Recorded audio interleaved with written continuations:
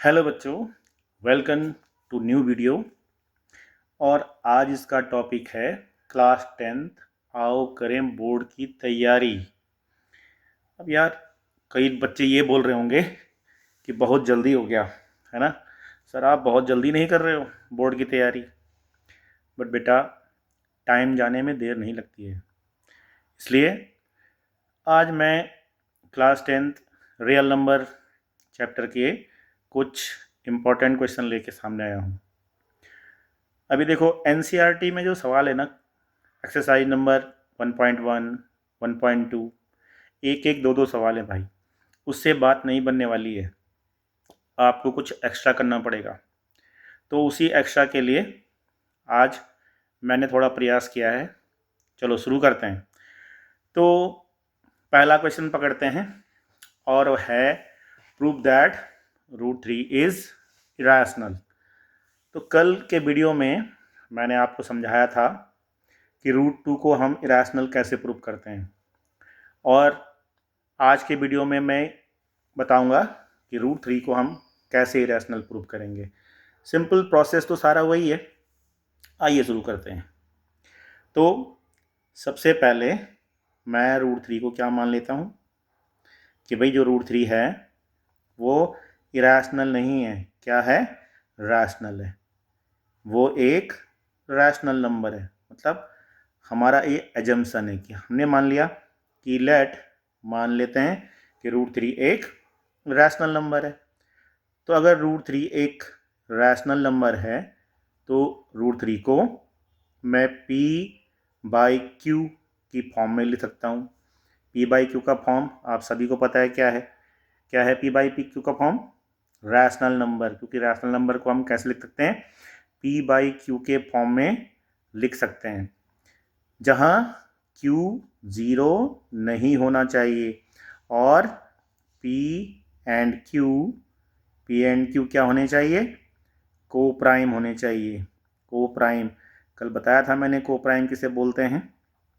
को प्राइम का common factor 1 होना चाहिए। कॉमन फैक्टर क्या होता है को प्राइम का? 1।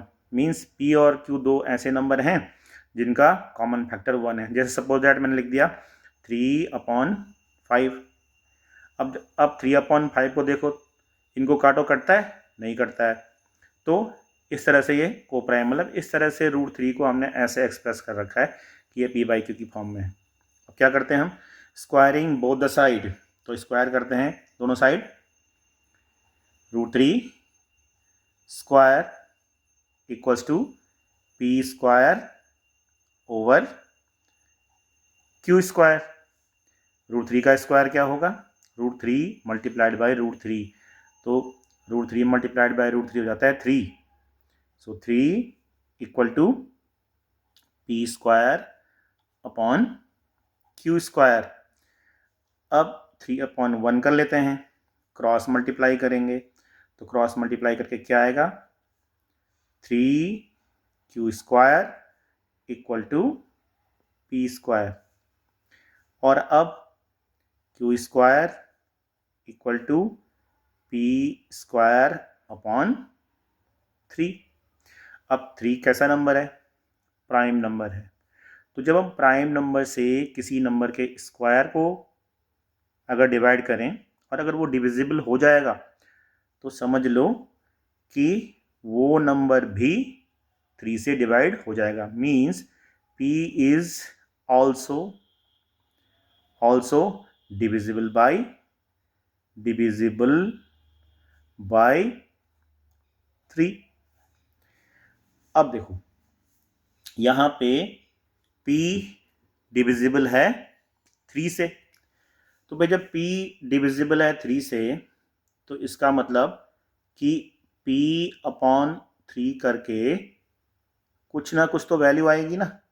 जब p 3 से डिविजिबल है तो p/3 करके कोई ना कोई वैल्यू देगा। और मान लेते हैं उसने कोई वैल्यू दे दी n, मतलब p/3 करके n आ गया या p/3 करके c आ गया। कुछ भी वैल्यू आप मान सकते हैं, कोई भी वेरिएबल मान सकते हैं। अब क्या करते हैं हम? दोनों साइड इसको हम लिख सकते हैं p is equals to 3n। अब दोनों साइड स्क्वायर करेंगे, so p square equal to 9n square.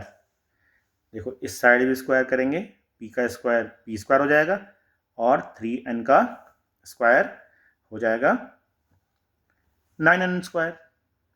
अब अगर मैं यहाँ से n स्क्वायर निकालूं तो n स्क्वायर क्या हो जाएगा?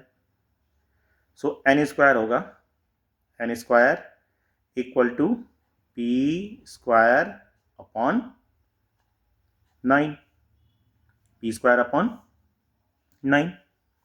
या अगर मैं इस वैल्यू को ना भी निकालूं, इस वैल्यू को कहाँ रख दूं? डायरेक्ट इस वाले में रख देता हूँ। कहाँ पे? ये देखिए यहाँ पे p स्क्वायर, मतलब इस p स्क्वायर की जगह में मैं यहाँ पे वैल्यू पुटअप कर दूंगा इस पूरे वाले में।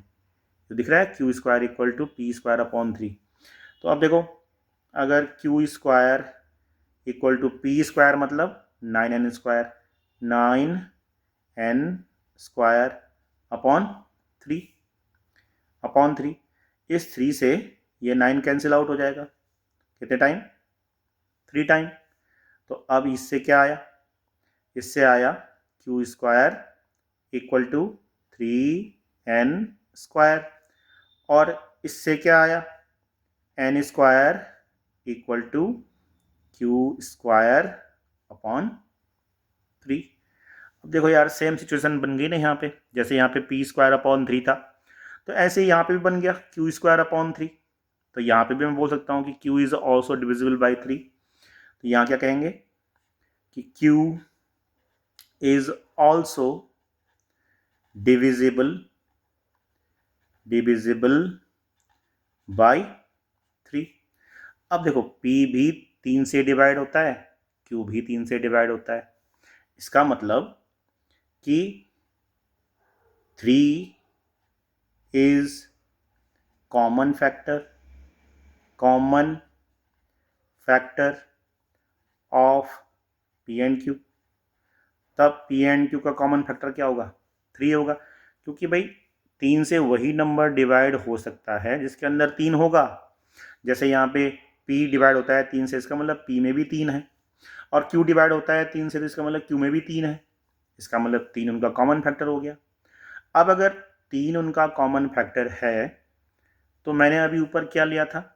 मैंने लिया था कि p जो है, p और q कैसे नंबर हैं? p एंड q को प्राइम है। अब को प्राइम नंबर में तो 3 कॉमन फैक्टर होने का कोई मतलब नहीं बनता है ना। वहाँ पे क्या होगा? केवल एक ही कॉमन फैक्टर हो सकता है, वो है 1। तो यहाँ पे तो आ रहा है कि 3 is a common factor of p and q। तो हम ये कह सकते हैं, if 3 is common factor of p and q, then p and q is not coprime. ये कोप्राइम भी नहीं होगा। अब अगर ये कोप्राइम नहीं है, तो जो हमने ऊपर एजम्पशन माना था, हमने क्या माना था कि भाई p और q कोप्राइम होंगे, तो हम √3 को p बाई q की फॉर्म में लिख सकेंगे। कब लिख सकेंगे? जब p और q कोप्राइम होंगे। लेकिन यहाँ पे p और q तो कोप्राइम ही नहीं है। इसका मतलब जो हमने ये माना √3 equal to p by q, ये झूठ है, ये सही नहीं है। अगर √3 p अपॉन q के बराबर नहीं है, तो फिर √3 वो रैशनल नंबर के बराबर भी नहीं हुआ, वो रैशनल भी नहीं हुआ।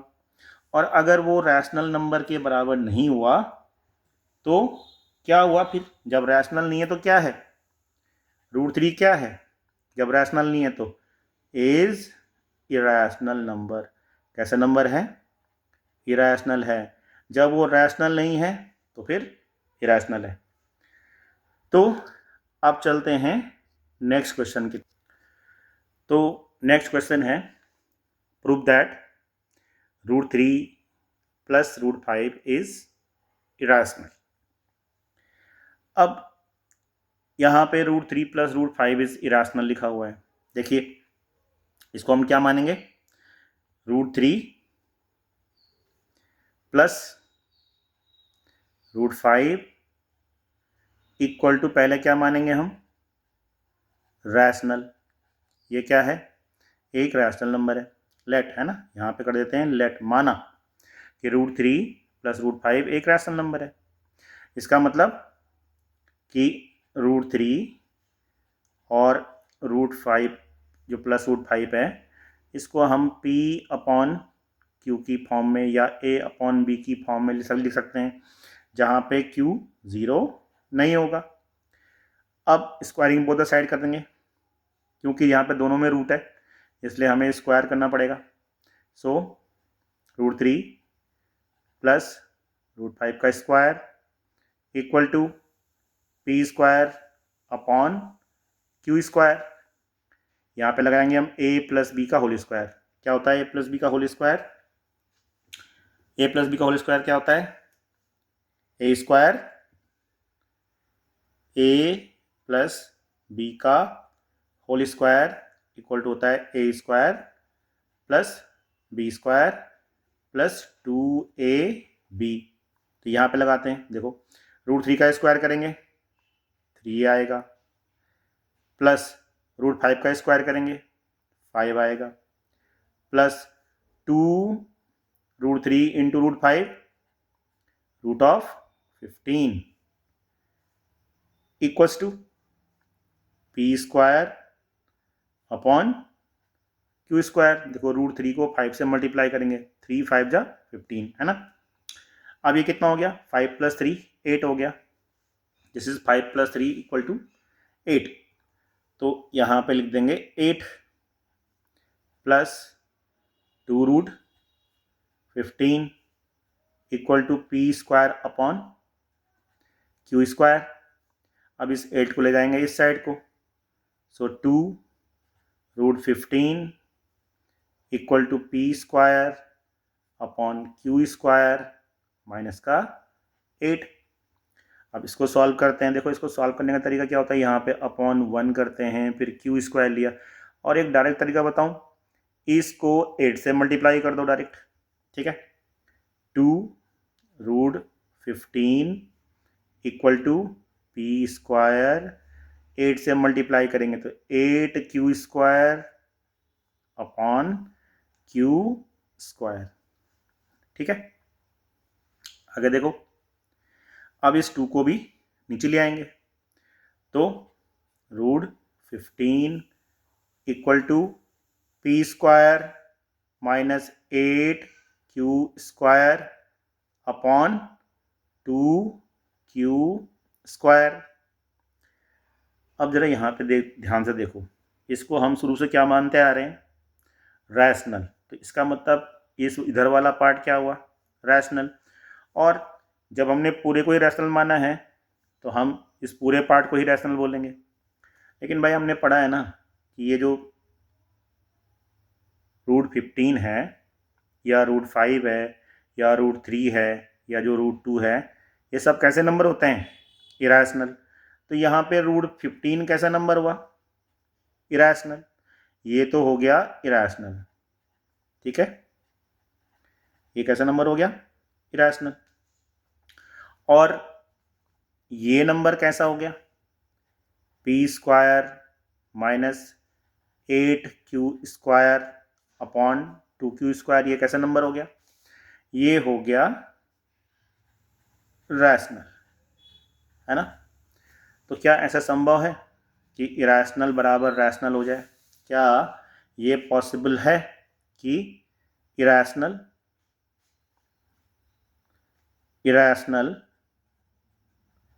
के बराबर रैशनल हो जाए? ये पॉसिबल नहीं है ना, ठीक है। इट इज़ नॉट पॉसिबल, यह पॉसिबल नहीं है। अब अगर ये पॉसिबल नहीं है तो हमारा जो ये एजम्पशन था यहाँ पे, जो मैंने ये माना था कि लेट √3 + √5 इज़ रैशनल नंबर, गलत हो गया ना।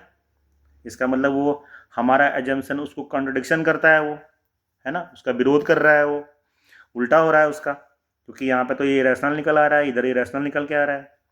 तो जो हमारा एजम्पशन था, आवर एजम्पशन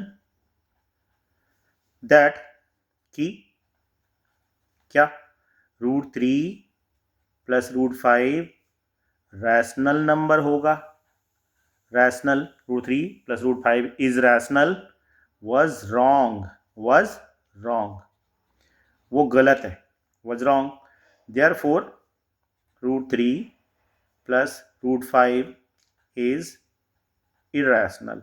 कैसा नंबर होगा? इरेशनल। ठीक है, चलिए एक क्वेश्चन और लेते हैं। तो हमारा अगला क्वेश्चन है आपकी एनसीईआरटी किताब की एक्सरसाइज 1.2 से है कि 3 प्लस 2√5 इज इरेशनल, इसको प्रूव करो। क्या हो जाएगा? अगेन हम क्या मानेंगे? 3 प्लस √5 इक्वल टू रैशनल। हम क्या मानेंगे इसको?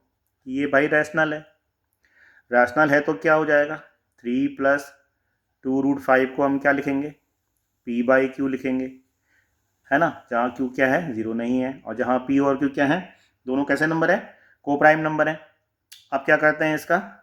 यहाँ पे स्क्वायर करने की जरूरत नहीं है। क्यों नहीं है? क्योंकि 2 रूट नहीं है।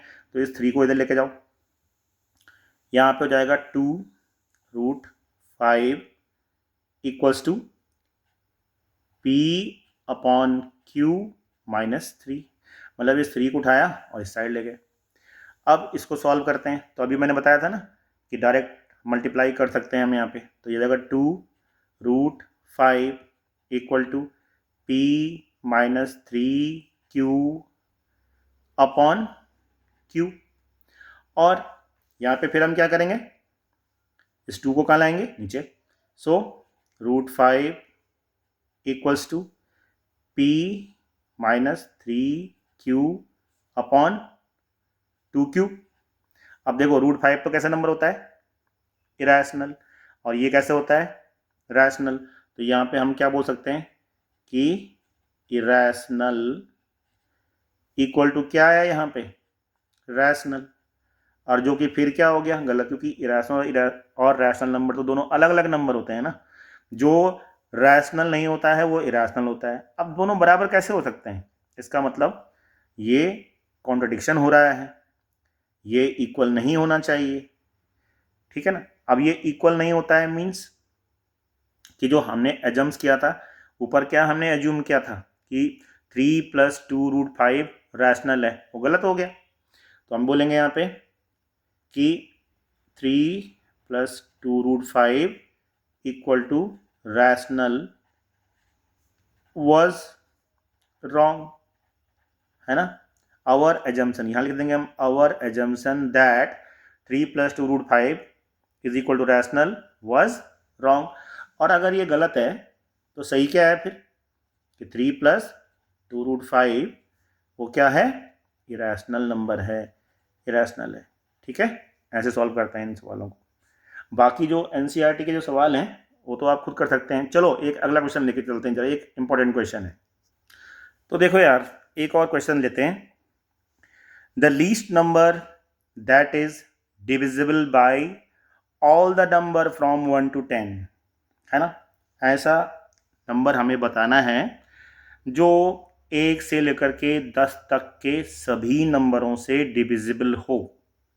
अच्छा एक चीज बताओ, डिविजिबल है मतलब, अगर मेरे आपने पहले वाली वीडियो देखे हैं तो शायद आप इसका जवाब दे पाओगे। ठीक है, डिविजिबल है का मतलब क्या है? देखो, डिविजिबल है का मतलब है the least number that is divisible by all the number. Number 1 से 10 तक के नंबरों से डिवाइड होगा। अगर 1 से 10 तक के नंबर मतलब गिवन नंबरों से डिवाइड होगा, तो गिवन नंबरों से कौन सा नंबर डिवाइड होता है भाई? बताओ। गिवन नंबरों से डिवाइड होता है LCM, है ना। गिवन नंबरों से कौन सा नंबर डिवाइड होता है? LCM।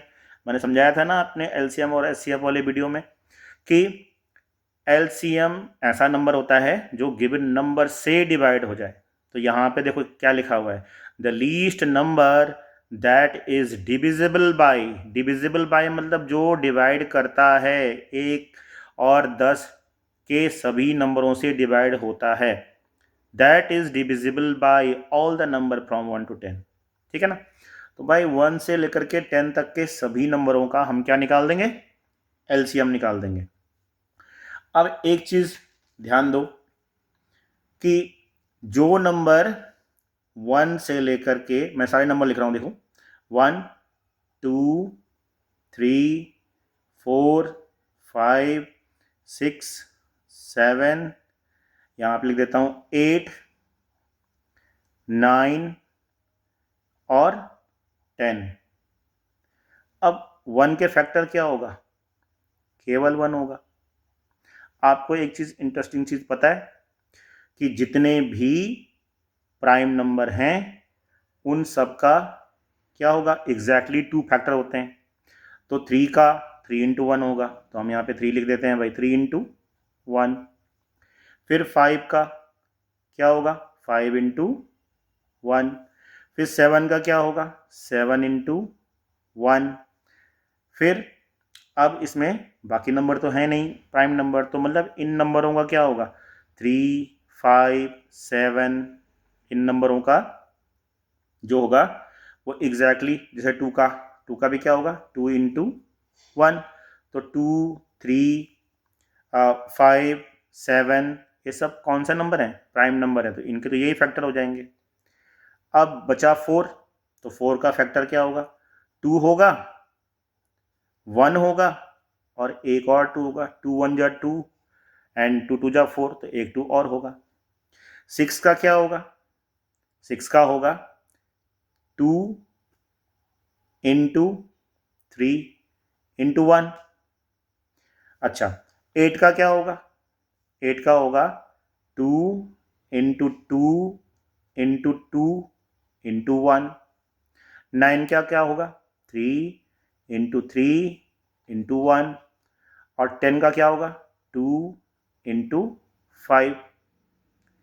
ये इनके प्राइम फैक्टर हो गए। अब प्राइम फैक्टर हो गए तो एलसीएम कैसे निकलता है, कॉमन चीज़ें हम एक साथ लेते हैं, है ना। अब भाई कॉमन अगर वो 2 में भी होगा ना तो हमें उसको कॉमन ही मानना है, ध्यान रखना, ठीक है। ऐसा नहीं कि इसमें 2 नहीं है तो हम 2 नहीं लेंगे, ठीक। यहाँ देखो, तो अब मैं पहले उनको क्लिक करता हूँ जो कि कॉमन होंगे, है ना। तो भाई एक ये 2 हो गया, फिर ये 2 हो गया, फिर ये 2 हो गया, फिर ये 2 हो गया और फिर ये 2 हो गया। तो अगर मैं एलसीएम के लिए लिखूं, एलसीएम के लिए तो पहले क्या लिखूंगा मैं, 2, है ना, वो कॉमन लिया जो सब में कॉमन है। अब किसकी बारी है, 3 की बारी है, तो एक ये 3 हो गया, फिर इसमें 3 हो गया, इसमें 3 हो गया, तो मैं इस 3 को लिख देता हूँ 3, ठीक है ना। कॉमन ले रहा हूँ ओनली अभी, बाकी मैं बाद में लूंगा, लेकिन फिलहाल मैं ओनली कॉमन चीज ले रहा हूँ। अब देखो, अब की बारी किसकी आई है, 5 की, तो ये 5 हो गया और एक 5 ये हो गया, तो केवल एक 5 लूंगा, है ना, 2 में भी कॉमन है ना, वो कॉमन तो है। अच्छा, अब कोई कॉमन नंबर बचा नहीं, अब कोई कॉमन नहीं बचा, ये सारे ले लिए मैंने, 2 3 2 5 2, ये सारे ले लिए। अब बच गया जो इनमें, देखो ये नंबर और ये नंबर भी कॉमन हो गया, देखो ये वाला और ये वाला 2 में कॉमन आ गया ना, तो 1 2 ले लेंगे इसका भी। फिर एक ये 2 बचा, तो इस 2 को भी ले लेंगे, जो बच गया है बाकी वो ले लेंगे।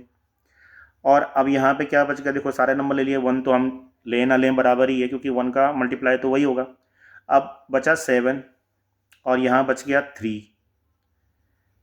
ठीक है ना। तो 3 इंटू 7, नंबर सारे हो गए, देखिए सब पे टिक हो गया है, ऑलमोस्ट हो गया। तो अब इनको मल्टीप्लाई कर देते हैं, ठीक है। 2 2 जा 4, 2 जा 8, तो 2 2 करके तो 8 आ गया, और 3 इंटू 3, 3 3 जा 9 हो गया। अब बच गया यहाँ पे 7 और 5, 7 और 5। अब इसको मल्टीप्लाई करो, 9 और 8 को मल्टीप्लाई करके क्या आया, 9 और 8 को मल्टीप्लाई करके आया है 72, नॉट है 72, 72, और 7 इंटू 5 पर क्या आएगा, 35, इनको मल्टीप्लाई करके आया 35, और अब इन दोनों को मल्टीप्लाई करके क्या आएगा, इन दोनों को मल्टीप्लाई करके क्या आएगा 72 और 35। देखो यहाँ पे कर लेते हैं 72 और 35, 2 से करेंगे 70, 35 टू जा 70 एंड 7 5 जा 35, 3 7 3 जा 21, 21 7 5 जा 35, 3 7 3 जा 21 एंड 3 24। अब जोड़ दो 0 7 और 5 12, 5 2, तो क्या आया इसका एलसीएम 2520। इसका मतलब वो नंबर, जो लीस्ट नंबर जो 1 से लेकर के 10 तक के सभी नंबरों से डिविजिबल होगा वो है 2520। एक अगला सवाल लेके चलते हैं। तो देखो एक और क्वेश्चन लिया हमने, और ये क्वेश्चन थिंकिंग बेस है, आप थोड़ा सा इसमें सोच सकते हो। यहाँ पे लिखा हुआ है can two number have 18 as their HCF and 380 as their LCM. ठीक है ना, और गिव रीजन, ये बोला गया है कि भाई अपना रीजन भी बताओ कि क्या दो नंबर ऐसे होंगे, कोई भी दो नंबर ऐसे होंगे जिनका एचसीएफ 18 हो और जिनका एलसीएम 380 हो। तो कल जब मैं एलसीएम एचसीएफ का वीडियो बनाया था मैंने परसों, तो मैंने एक चीज़ आपको समझाई थी। वहाँ पे मैंने समझाया था कि जो एचसीएफ होता है ना, एचसीएफ वो एलसीएम का ही एक हिस्सा होता है। जो एचसीएफ होता है वो एलसीएम का ही एक हिस्सा होता है। अब कैसे होता है, छोटा सा एक एग्जांपल लेके चलते हैं। देखो 2 और 4 है, ये नंबर है, ठीक है ना। फॉर एग्जाम्पल मैं आपको समझा रहा हूँ, ये 2 और 4 कोई नंबर है। अब 2 और 4 का एचसीएफ क्या होगा, 2 और 4 का एचसीएफ क्या होगा भाई, 2 और 4 का एचसीएफ 2 होगा, है ना, 2 ही तो होगा। 2 से इसमें भी डिवाइड कर सकते हैं और इसमें भी डिवाइड कर सकते हैं।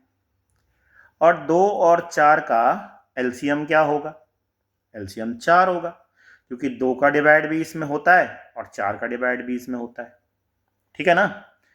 तो अब ये बताओ एचसीएफ एलसीएम का पार्ट हुआ कि नहीं, क्या 2 का डिवाइड इसमें नहीं होगा। अगर 2 का डिवाइड 2 और 4 में हो रहा है तो 2 का डिवाइड इस वाले में भी तो होगा, है ना। इसका मतलब कि एचसीएफ एलसीएम का ही एक पार्ट होता है। तो अब यहाँ पे सवाल है can two number have their 18 as their HCF, 18 उसका एचसीएफ होना चाहिए और 380 एलसीएम होना चाहिए। क्या ऐसा संभव है।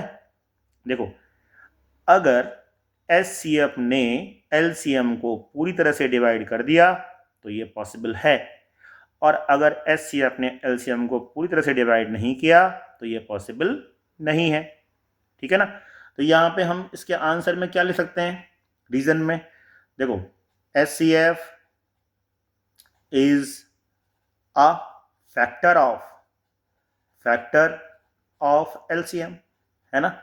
अब भाई फैक्टर, कौन सी चीज़ को फैक्टर बोलते हैं हम, कोई जो फैक्टर, किसी चीज़ का हम फैक्टर निकालें तो वो फैक्टर उसको डिवाइड करेगा कि नहीं करेगा। जैसे सपोज दैट 12 है, अब 12 के फैक्टर क्या हुए 2, 3 और 2, तो 2 से हम 12 को डिवाइड कर सकते हैं ना, या 3 को हम 12 से डिवाइड कर सकते हैं ना, 2 से भी हम 12। तो अगर मतलब इनसे ये डिविजिबल होगा तो इसका मतलब है कि अगर ये हो जाए क्या 380 में अगर 18 का डिवाइड पूरी तरह चला जाए और ये कोई नंबर आ जाए, है ना, कोई नेचुरल नंबर आ जाए, पूरा कट जाए, तो हम कहेंगे कि ये इसका एक फैक्टर है। और ये अगर ये इसका फैक्टर है तो ऐसा पॉसिबल है कि किन्हीं दो नंबरों का जो एचसीएफ होगा वो 18 होगा और उनका एलसीएम इतना होगा, ठीक है। तो चलो डिवाइड करके देखो क्या डिवाइड हो रहा है, डिवाइड करो 18 का डिवाइड करो, टेबल 18 टेबल बोलो। तो हम देखते हैं 18 का डिवाइड करके 380 में, देखते हैं क्या आता है। 18 टू जा 36, ठीक है, घटाओ 2 20, 18 वन जा 18, रिमाइंडर कितना बच गया 2। भाई रिमाइंडर बच गया है, रिमाइंडर बच गया मतलब ये इसका फैक्टर नहीं है, ये इसका फैक्टर नहीं है। रिमाइंडर अगर जीरो आता, आपने क्लास 9th में पढ़ी है ना, रिमाइंडर थ्योरम, फैक्टर थ्योरम पढ़ी है ना, तो रिमाइंडर थ्योरम में क्या बोलते हैं कि अगर रिमाइंडर जीरो आएगा तभी तो उसका वो फैक्टर होगा। ये फैक्टर थ्योरम में ये बात बोली गई है कि फैक्टर थ्योरम में अगर रिमाइंडर जीरो आएगा तब वो उसका एक फैक्टर होगा। तो यहाँ पे 18380 का फैक्टर नहीं हुआ। जब 18380 का फैक्टर नहीं हुआ तो ऐसे दो नंबर पॉसिबल नहीं हैं जिनका HCF 18 आ जाए और LCM 380 आ जाए। चलो अगला क्वेश्चन लेके चलते हैं। अब ये क्वेश्चन देखो, ये बड़ा इंटरेस्टिंग क्वेश्चन हो गया। Find the greatest number of 4 digit which is exactly divisible by 15, 24 and 36। देखो सवाल आसान है लेकिन थोड़ा ट्रिकी भी है। कैसे है ट्रिकी? देखो यहाँ पे साफ साफ बोला गया भैया कि 4 डिजिट का एक ऐसा नंबर बताओ जो कि 15, 24 और 36 से पूरी तरह से डिवाइड हो जाए। डिवाइड हो जाए का मतलब क्या है कि भैया इनका एलसीएम निकालना है। ये बात तो सही है ना कि 15, 24 और 36 का क्या निकाल देंगे हम? एलसीएम निकाल देंगे। तो पहले हम एलसीएम निकालते। देखो एलसीएम ऑफ 15, 24 और 36, इनका एलसीएम निकालते हैं। तो चलो लिखते हैं यहाँ पे 15, 24 और 36। 15 के फैक्टर बनाओ, 3 इंटू 5। 24 के फैक्टर बनाओ, 2 इंटू 2 इंटू 2, कितना हो गया 8, 8 3 जा 24। और 36 के फैक्टर बनाओ, 2 इंटू 3, 2 इंटू 3, क्योंकि 6 6 जा 36 होता है। तो अब निकाल देते हैं इसका एलसीएम। एलसीएम में कॉमन नंबर एक बार आएगा, कॉमन नंबर एक ही बार आएगा। तो देखो भाई जो सम में कॉमन है पहले उसको लेते हैं। देखो ये 3 3 3, देखो सम में कॉमन है ना, तो 3 को हम एक ही बार लेंगे। फिर 2 2 इसमें कॉमन है तो 2 को हम एक बार लेंगे। फिर ये 2 2 कॉमन है तो इस 2 को भी हम एक ही बार लेंगे। अब बच गया ये 2, ये 3 और ये 5, इसको भी ले लेते हैं। ये 2 हो गया, ये 3 और ये 5 हो गया। तो इसका एलसीएम कितना आया? 2 इंटू 2 इंटू 2 इंटू 3 इंटू 5। तो 2 दूने 4, 4 दूने 8, 8 तियां 24 और 24 5 जा कितना होता है? 24 5 जा 24 इंटू 5, 5 चक्को 20, कितना हुआ 20, और 5 दूने 10 और 2 12, कितना हुआ 120 हुआ ना 120। 2 2 जा 4, 4 2 जा 8, 8 3 जा 24, 24 इंटू 5। देखो और कोई नंबर तो नहीं है जो कॉमन ऐसा है। 2 हो गया, 2 हो गया, 3 हो गया, और शायद देखो ये वाला एक 3 ये हो गया पूरा और एक 3 ये हो गया। तो 3, 2 3 आने चाहिए थे ना, हाँ एक 3 छूट गया, यस तभी कह रहा हूँ गड़बड़ होगा। तो एक 3 से और मल्टीप्लाई कर लो, कितना हो गया 336, इतना हो गया। लेकिन यार अभी भी हमारा आंसर नहीं आया। आंसर चेक करोगे तो आंसर गलत आएगा। क्यों आएगा गलत? क्या बोला है ऊपर उसने? फाइंड द 4 डिजिट नंबर बताना है आपको, और ये तो 3 डिजिट ही है, और वो भी ग्रेटेस्ट नंबर वाला बताना है, बड़ा से बड़ा, कि बड़े से बड़ा नंबर जो पूरी तरह से डिविजिबल हो जाए इनसे। तो भैया क्या होता है 4 डिजिट का बड़ा बड़ा नंबर? 4 डिजिट नंबर होता है 9 9 9 9, ठीक है ना। इसमें इस एलसीएम से डिवाइड कर देंगे। अब आप बोलोगे यार डिवाइड क्यों करना हुआ, है ना, ऐसा क्या लॉजिक है जो डिवाइड करके ही आएगा? एक बात बताओ, जब हम एलसीएम लेते हैं ना तो एलसीएम को क्या बोलते हैं हम? मीटिंग पॉइंट, मतलब बार बार जगह पे मिलता रहता है। सपोज 2 और 4 का हम एलसीएम निकालेंगे तो 4 आएगा। तो यार 8 भी हो सकता है ना, क्योंकि दोनों जगह में 8 भी मिलता है। फिर आगे क्या होगा, 12 भी हो सकता है, 12 भी हो सकता है। मीटिंग पॉइंट बोल रहा हूँ मैं, मतलब 2 और 4 कहाँ कहाँ पे मिलते हैं। 2 और 4 4 पे भी मिलता है, 2 और 4 8 पे भी मिलता है, 2 और 4 12 पे भी मिलता है, 2 और 4 16 पे भी मिलता है। तो इसका मतलब जो वो 4 डिजिट का नंबर होगा ना, वो इसी का ही क्या होना चाहिए, एक फैक्टर होगा। अब अगर इसका फैक्टर होगा तो हम क्या करते हैं, हम बड़े से बड़ा नंबर रख देते हैं 4 नंबर का, ये बड़े से बड़ा नंबर। तो बड़े से बड़ा नंबर कौन सा होता है, 9999, 9999। अब इसमें हम 360 का डिवाइड करते हैं, और जब हम डिवाइड करेंगे तो कुछ रिमाइंडर बचेगा, तब हम एडजस्ट करेंगे कि भैया वो नंबर क्या होगा। चलो तो फिर शुरू करें। इसको 360 को डिवाइड करते हैं इसमें, तो यहाँ पे 2 टाइम जाएगा, 2 टाइम हो गया 720, है ना, ठीक है। 0, ये देखो 720।